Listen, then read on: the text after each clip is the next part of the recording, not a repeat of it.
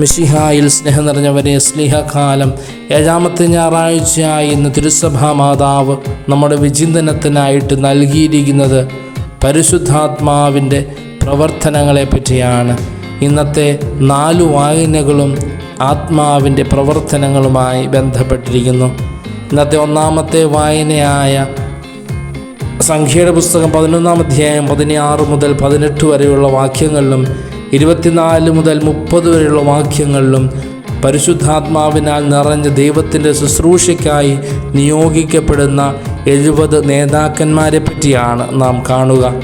വീണ്ടും ഇന്നത്തെ 2ാമത്തെ വായനയായ സാമുവേലിൻ്റെ 1-ാം പുസ്തകം 16-ാം അധ്യായം 14 മുതൽ 23 വരെയുള്ള വാക്യങ്ങളിൽ ദൈവകൽപ്പനയ്ക്ക് വിരുദ്ധമായി പ്രവർത്തിച്ചപ്പോൾ, ദൈവകൽപ്പനയ്ക്ക് വിരുദ്ധമായ ജീവിതം നയിച്ചപ്പോൾ സാവൂളിൻ്റെ ജീവിതത്തിൽ നിന്നും ഇറങ്ങിപ്പോകുന്ന പരിശുദ്ധാത്മാവിനെ നാം കണ്ടുമുട്ടുന്നു.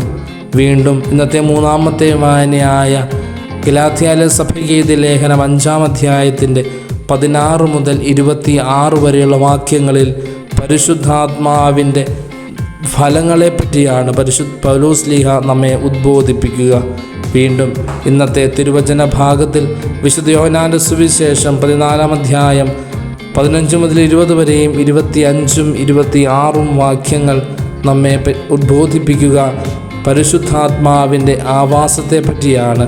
പരിശുദ്ധാത്മാവ് നമ്മിൽ വന്നു കഴിയുമ്പോൾ നാം എപ്രകാരം മാറ്റപ്പെടുമെന്ന് വിശുദ്ധ യോഹന്നാൻ ശ്ലീഹ നമ്മെ ഉദ്ബോധിപ്പിക്കുന്നു.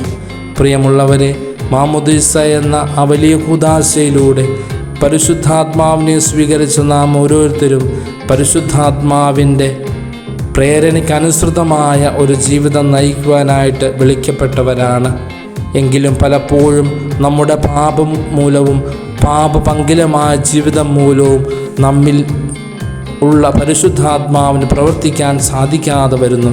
പ്രിയമുള്ളവരെ, പരിശുദ്ധാത്മാവിൻ്റെ ആ വലിയ ശക്തി നമ്മിൽ ആവസിക്കുവാനും പരിശുദ്ധാത്മാവിനെ പറ്റി വ്യക്തമായി മനസ്സിലാക്കി ആത്മാവിൻ്റെ പ്രചോദനങ്ങൾക്കനുസൃതമായ ഒരു ജീവിതം നയിക്കുവാനുമായിട്ടുള്ള വലിയ കൃപയ്ക്കായിട്ട് നമുക്ക് പ്രാർത്ഥിക്കാം.